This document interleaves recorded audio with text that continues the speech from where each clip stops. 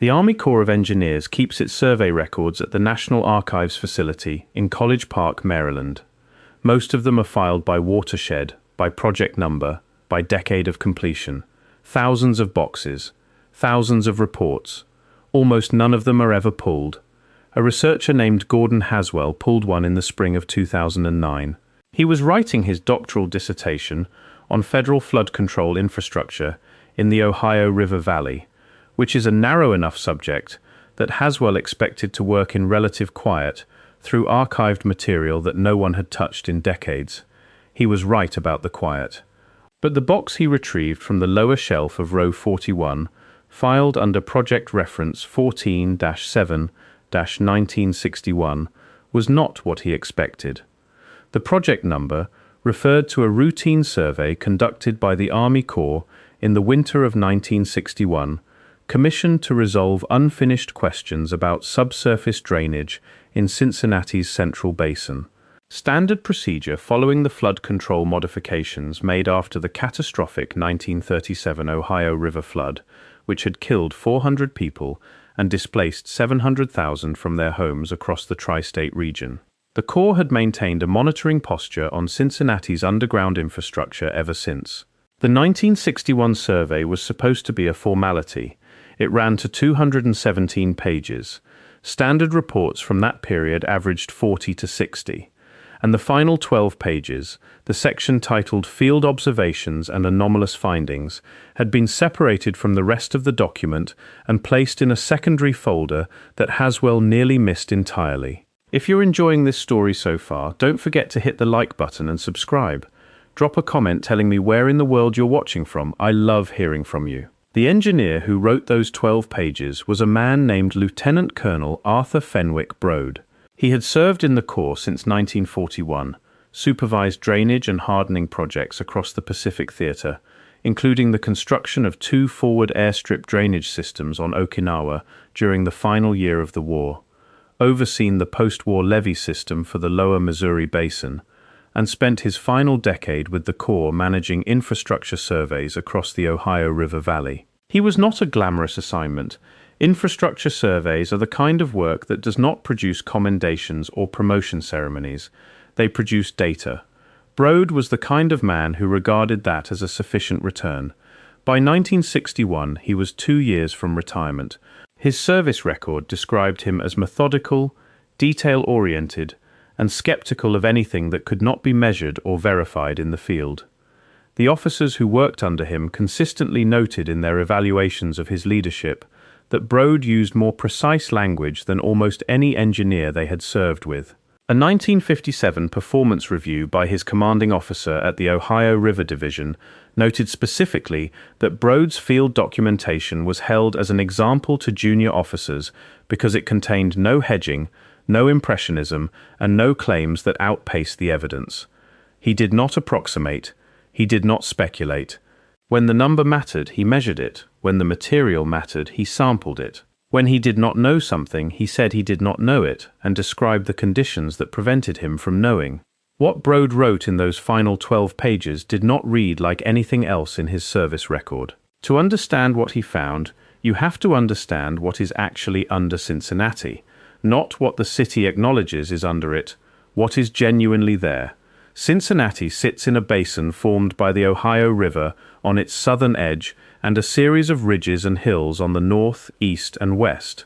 The basin floor is relatively flat by Ohio standards, which made it attractive to the Adena and Hopewell cultures, who occupied the region for centuries before European contact, and catastrophic to the settlers who built their commercial city on that same ground and discovered, repeatedly, that the river had no respect for their plans.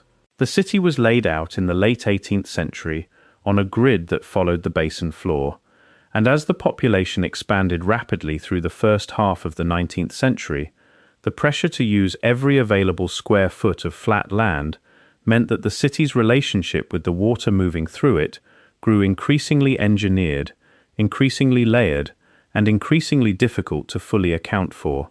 The Miami and Erie Canal arrived in Cincinnati in 1827. It entered the city from the north, followed the line of what is now Central Parkway through the center of the basin and connected to the Ohio River through a set of locks near the waterfront district. For 70 years, the canal was the industrial core of the city. Warehouses, mills, tanneries, and manufacturing operations lined its banks in close succession. The neighborhoods that grew up around it were densely occupied and built directly to the water's edge, and the tradesmen, workers, and immigrants who lived in those neighborhoods treated the canal not as a landscape feature, but as the reason the city existed at all. The canal was dead by the 1890s, overtaken by railroads, the way railroads overtook every canal system in the country. Cincinnati began filling it in the 1890s and completed the main trunk in 1919. The filled canal bed became Central Parkway, a wide boulevard that still runs through the city and that most residents drive on without any awareness that they are passing over one of the most layered and complicated pieces of ground in the American Midwest. Filling the canal did not remove it. The brick walls were left in place. The lock mechanisms stayed. The drainage infrastructure built to manage the canal's water flow remained in position under the fill material. The city built on top of all of it. And then, in 1920, Cincinnati began what should have been one of the signal engineering achievements of its era. The plan was a rapid transit system using the old canal bed as its corridor. Tunnels would run under Central Parkway through the filled canal infrastructure, connecting the northern neighborhoods to the downtown basin and on toward the waterfront. Construction began in 1920. By 1927, 6.5 miles of tunnel sections, platform areas, and approach structures had been completed at a cost that had already run well past its original projections. Then the funding collapsed, entangled in a prolonged political dispute between the city and the transit authority that neither side had the will to resolve quickly. No further construction took place. No train ever moved through those tunnels. The platform areas were never fitted with signage or lighting.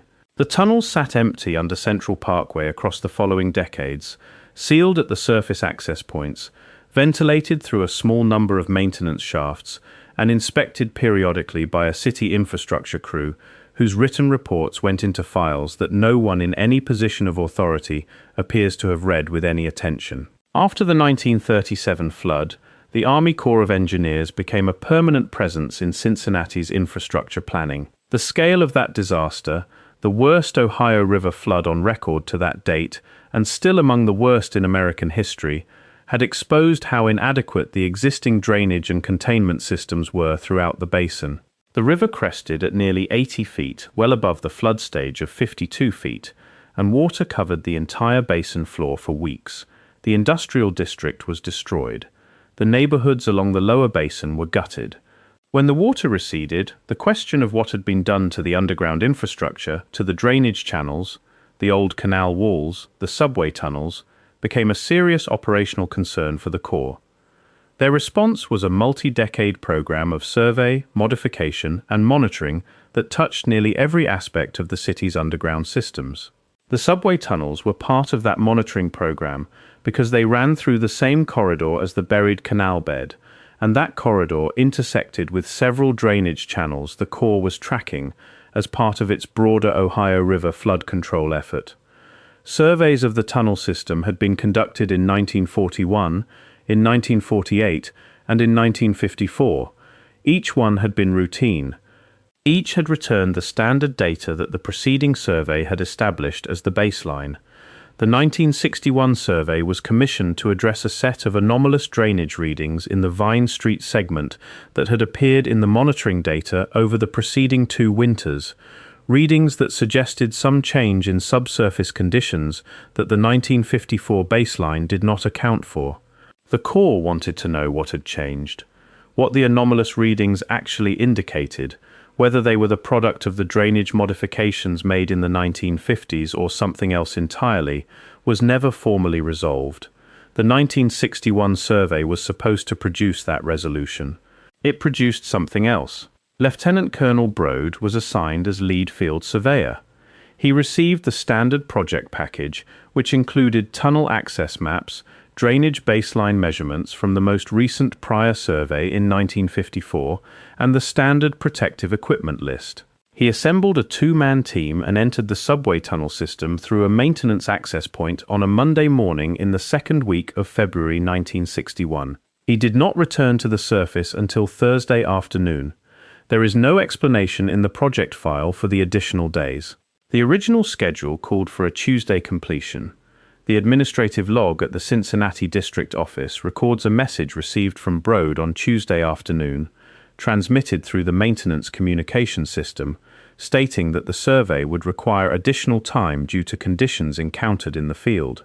No further detail, no request for additional personnel or equipment was logged until Wednesday morning, when Brode requested a supplemental lighting kit to be delivered to the access point. The request was filled.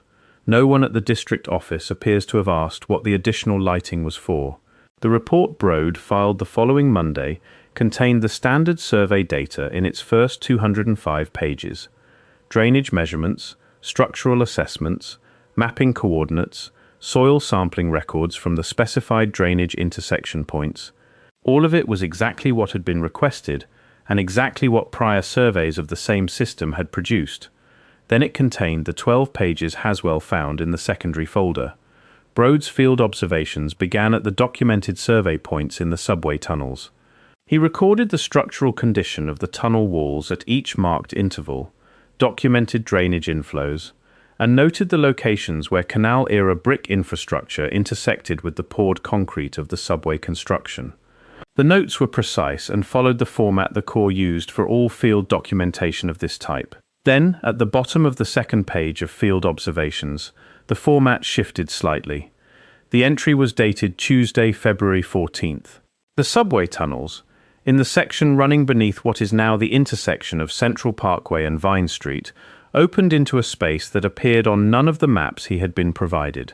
The opening was at floor level on the western wall of the tunnel. Brode estimated it at roughly 4 feet wide and 5 feet tall in its undisturbed state, though one side showed evidence of recent displacement. The tunnel concrete had cracked and separated inward in a way that suggested the ground behind the wall had shifted, creating an aperture where the tunnel wall had previously been solid. The displacement appeared recent. Brode noted that the 1954 survey records showed no such opening in that section of tunnel wall, and that the crack pattern was consistent with the wall having been breached from the other side rather than from the tunnel side. He noted the temperature differential. The air moving through the opening was warmer than the tunnel air by a margin he described as noticeable. He noted a faint odor, which he described as mineral in character, similar to the smell of freshly broken stone. His team member, a staff sergeant named Calvin Marsh, documented the same observations in his own field log, a companion document that was filed with the 1961 project records and that confirmed Brode's account independently across several specific details. He went through the Corps' own administrative history, published in segments through the 1970s and 80s, makes no reference to unusual findings in Cincinnati or elsewhere in the Ohio Valley. But across the project files of the various district offices that operated in the region from the 1930s through the 1960s, there are scattered notations, terse references in administrative correspondence that suggest Brode's experience was not without precedent. A 1944 survey of a levee foundation site near Portsmouth, Ohio, produced a field note describing an anomalous void below the expected foundation depth.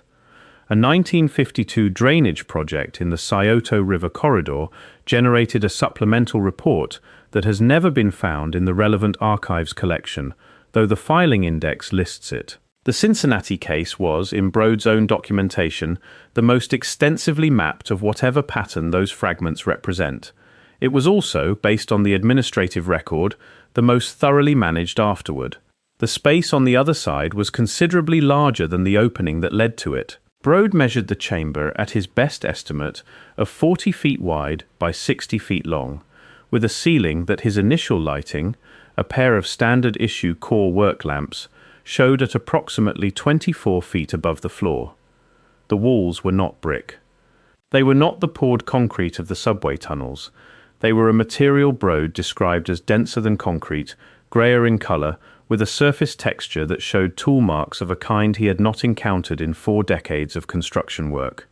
The marks were fine and consistent, the kind of finish produced by a tool with a narrow blade working in controlled, repeated strokes, and they covered the full height of the walls in a regular pattern that suggested they were intentional rather than incidental to the construction process. The floor was level. The ceiling was flat. Brode measured the chamber 3 times from different points to confirm the dimensions before writing them in his notes, because the regularity of the space was such that he wanted verification. The standard deviation between his 3 measurements was less than 2 inches across a 60-foot span. He noted that this level of precision was consistent with professional construction of a high order and was not consistent with any known construction technology available in Cincinnati during the Canal period. If you're hooked on this story, make sure to subscribe and turn on notifications so you never miss an upload. Your support means everything and helps me bring you more emotional stories like this one. He called it Chamber A in his notes and spent the remainder of Tuesday measuring and documenting it. He documented the 3 openings in its walls. The first, on the north wall, was blocked by packed fill material that appeared to have been deposited from above, similar in composition to the fill used in the canal project, but layered in a way suggesting it had been placed deliberately rather than having settled or slumped over time. The second, on the east wall, was also blocked by material older in character, more compressed, with no obvious relationship to the canal-era fill. The third opening, on the south wall, was clear. Brode's Tuesday notes described Chamber A in the flat, precise language of a man producing a technical record. But at one point in the notes, describing the finish quality of the walls, he inserted a comparison. He wrote that the surface consistency of the chamber walls exceeded the tolerances he had worked with on the Okinawa airstrip projects, which had been constructed under contract with specifications requiring the highest available standards of the wartime period. He did not elaborate on what that comparison implied. He wrote it as a measurement observation, a data point. It was the one place in his Tuesday documentation where a reader could detect that what he was measuring had surprised him. He followed the clear opening. The passage ran for approximately 300 yards, measured by pace count, at a bearing of roughly south-southwest. It was 8 feet wide and slightly more than 7 feet tall, with the same wall material and tool mark pattern as Chamber A. The floor sloped very gently downward over the full length, barely perceptible in the walk, but measurable with the level Brode carried. At the end of the passage, it opened into a second space that Brode estimated, on his initial pass with the original lamps, was considerably larger than Chamber A. He labeled it Chamber B. With the supplemental lighting delivered Wednesday morning, Brode spent most of Wednesday mapping Chamber B. His measurements placed it at 60 feet wide by 90 feet in length, with a ceiling he initially could not fully assess because his lighting did not reach it. The floor of Chamber B was not level. It sloped at a consistent angle from the entrance passage toward the far wall, roughly 2 degrees across the full 90-foot length. The far wall itself was the feature that occupied most of Brode's Wednesday notes. Along the full width of the far wall, 16 recessed sections had been cut. Brode measured each one, 6 feet wide, 8 feet deep, 12 feet high, evenly spaced, with a gap of approximately 3 feet between each recess. The cuts were precise to a degree that Brode flagged specifically in his notes, writing that the dimensional consistency across all 16 recesses was within a quarter inch across their full width and height, and that the quality of the cut surfaces exceeded anything he had encountered in the construction records he had reviewed for this and prior surveys. He used the phrase engineered to a standard he could not account for. Several of the recesses contained objects or material that Brode could not identify from the floor of the chamber. He described the material in each occupied recess as placed, and he used that word with obvious deliberateness. The material was not debris. It was not accumulation or sediment of the kind that builds up in enclosed underground spaces over long periods. It occupied each recess in a way that indicated it had been put there, arranged there, by whoever had built the chamber. He could not reach the ceiling of Chamber B with his Wednesday lighting. Thursday changed that. With the full supplemental kit deployed, Brode was able to illuminate the ceiling for the first time. What he found there occupies the most careful and the most unusual language of the entire 12-page section. He wrote that the ceiling had been inscribed. He did not say carved, which would have implied material removal, and he did not say painted, which would have implied surface application. He said inscribed, and then he clarified the term by writing that the lines had been pressed into the material while it was in a workable state, the impressions clean-edged and continuous, with no evidence of cracking or fracture at the margins of the lines, indicating the material had been soft when the inscription was made and had hardened afterward. The inscriptions covered the full ceiling of Chamber B. The pattern was geometric at large scale, a repeating structure of interconnected forms that Brode said he could not read or interpret, but could confirm were too regular and too consistent to be structural or ornamental in any conventional sense he had encountered. Within the geometric structure there were elements he struggled to describe in the neutral language he preferred. He settled on shapes that are not purely geometric, elements that appear to have been made to represent something, arranged within the repeating structure at intervals that are too consistent to be accidental.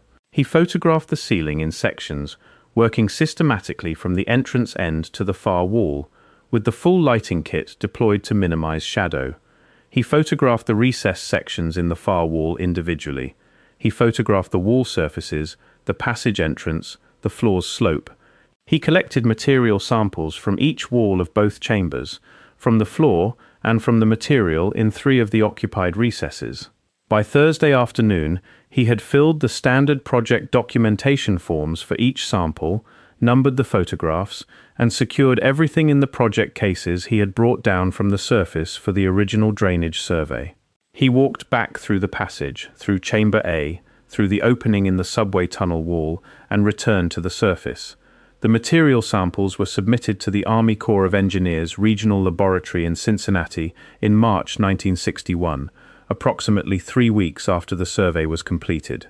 The cover documentation listed the samples as Project Reference 14-7, 1961, Field Materials, Chambers A and B, for composition and dating analysis. The photographs were submitted with the same project reference, standard black and white film from the core issue camera, 23 exposures, to be developed and archived with the project file. The project file arrived at the National Archives in College Park in September 1963. The contents listed in the filing manifest were documents only. No photographic records, no material samples, no laboratory analysis results. The Cincinnati District Office had been reorganized in 1962, a consolidation of the Ohio River Division that the Corps' internal documents describe as having been planned since 1959. The personnel who had been part of the Cincinnati district during the 1961 survey were reassigned across several different offices. The district office as a separate unit ceased to exist. Its project files were consolidated and forwarded to the archives. The photographs and material samples from Project Reference 14-7, 1961 did not arrive with the rest. There is no documentation explaining the absence. No transfer record shows they were sent elsewhere. They are simply not there. Arthur Fenwick Brode filed his follow-up survey request in April 1961, 4 weeks after completing the initial report. The memo is in the project file, 1 page, formally structured, requesting authorization for a second phase field investigation of the chambers documented in his Field Observations and Anomalous Findings section. He specified the equipment he would need, the timeline he proposed, and the personnel he recommended. The memo is stamped as received by the Cincinnati District Office. There is no reply. Brode retired from the Army Corps of Engineers in June 1963. He moved to a property outside Lexington, Kentucky, where he spent the following 16 years. He died in April of 1979. In the biographical summary his family provided for the retirement bulletin, no mention was made of the Cincinnati survey. His daughter, Margaret Brode Callahan, said years later that her father did not discuss specific projects at home and that the 1961 winter survey had never been mentioned by name. His personal papers were donated to the University of Kentucky Library in 1984, 5 years after his death. The donation included service records, official correspondence, operational photographs from his Pacific Theater work, and administrative files from his post-war projects. The family had not opened every folder before the donation, and one folder in the collection turned out to be a manila envelope that Margaret had found tucked behind a stack of files in the bottom of her father's document cabinet. The envelope was sealed with tape. On the outside, in Brode's handwriting, was written, "Cincinnati, 1961, hold for family only." Margaret said she had not opened it. She said she did not know it existed until she was packing the files for the library. She said her father had told her once, a few years before his death, that the most important thing he had found in 40 years of engineering work was something the Corps had not wanted to know about. He had not elaborated. She had not pushed. Gordon Haswell found the reference to Brode's papers in the University Library catalogue in the course of his 2009 archival research and drove to Lexington to examine the collection. Margaret Callahan, then in her late 60s, met with him. She allowed him to open the envelope and examine the photographs it contained. Inside were 23 prints, standard core issue black and white, early 60s film stock, some fading at the edges but the central areas clear and legible. Margaret did not permit Haswell to copy them or to remove them from the room, but she allowed him to examine each one and to take written notes. Haswell described them in his dissertation. The descriptions were removed from the manuscript before the dissertation was submitted for final approval.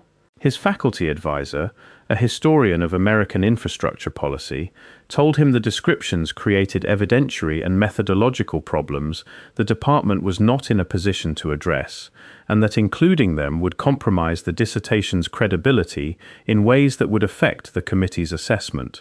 The published dissertation discusses the 1961 survey in a single paragraph. It cites project reference 14-7-1961 in the footnotes and notes that the survey produced anomalous field observations that were not followed up. An earlier draft of the dissertation, shared with a colleague before the revisions were requested, preserved the removed sections. That colleague read the descriptions and described them in a private letter as the most unusual thing he had encountered in 20 years of reading historical documentation.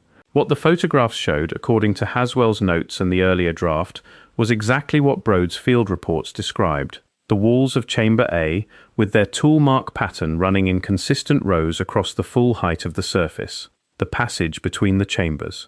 The far wall of Chamber B, with its 16 recesses, each one measured and framed in a separate photograph. The precision of their construction visible in the way the light fell along their edges. And the ceiling. The ceiling of Chamber B took 11 of the 23 photographs, Haswell noted. Brode had shot it in overlapping sections to preserve context across the full surface.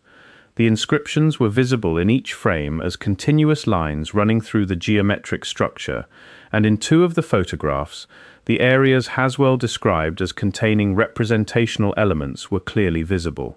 He wrote that his mind kept resolving them, involuntarily, as figures in a landscape, or as an arrangement of structures viewed from above, or as text in a script he had no reference point for. He wrote that he could not determine which interpretation, if any, was correct. He wrote that the precision and scale of the inscribed pattern made it the most deliberate and technically demanding surface he had ever seen documented in an underground context in North America. Haswell works now at an engineering consulting firm in Columbus, Ohio. He has published nothing further on the Cincinnati survey. The Cincinnati subway tunnels have been opened for limited public tours in recent years, and city infrastructure staff continue to access various sections for routine maintenance. The tour route does not include the section of tunnel that runs beneath the intersection of Central Parkway and Vine Street.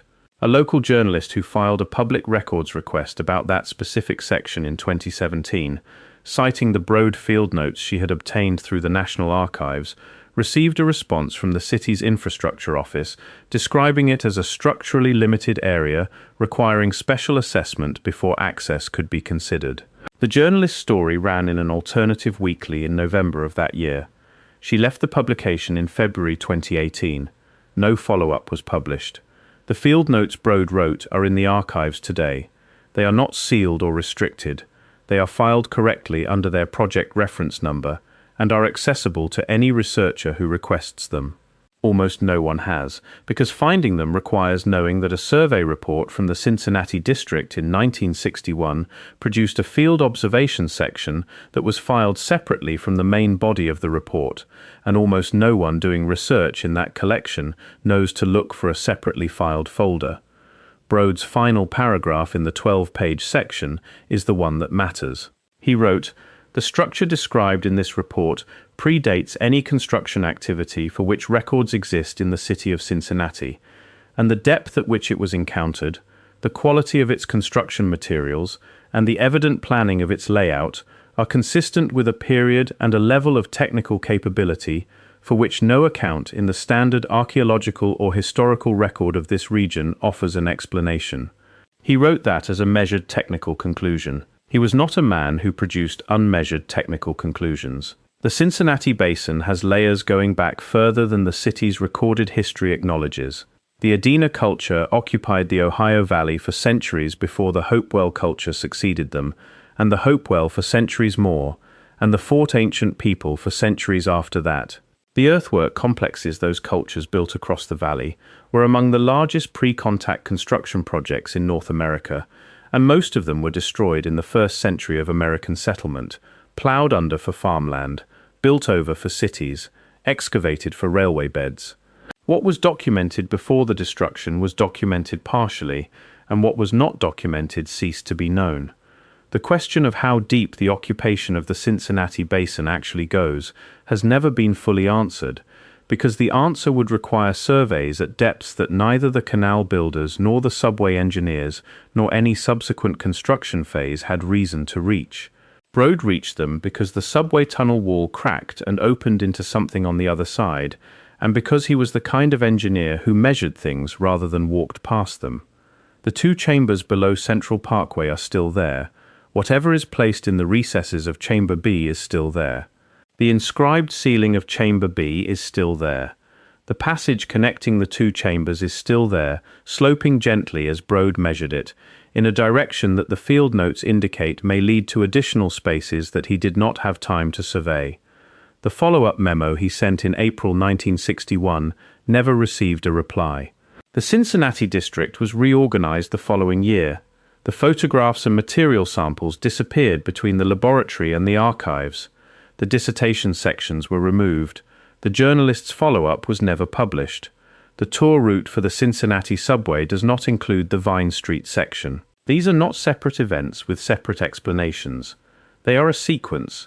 The sequence begins with Brode going through a cracked tunnel wall on a Tuesday morning in February 1961 and ends with a city maintaining a no-access designation on a section of its own underground infrastructure more than 60 years later, without any public documentation of why.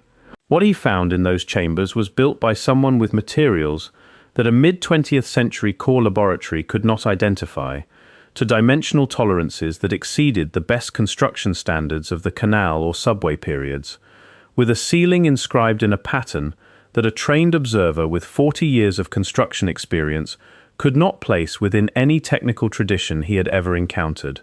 And it was built before any of the construction that went above it, before the subway, before the canal, before the recorded settlement of the Ohio Valley. The word Brode used for what was inside the recesses was placed. He chose that word. Whatever it means to say that something was placed in a chamber below Cincinnati before there was a city above it, Arthur Brode believed the word was accurate. He went back a second day to photograph it. He went back a third day to do it properly with better light. He sealed the photographs in a manila envelope and wrote on the outside that they were for family only, and he held them there for the rest of his life. They are still in Lexington. Thank you so much for watching until the end. If you loved this story, check out the other videos on your screen now. I think you'll really enjoy them. And don't forget to subscribe if you haven't already. See you in the next story.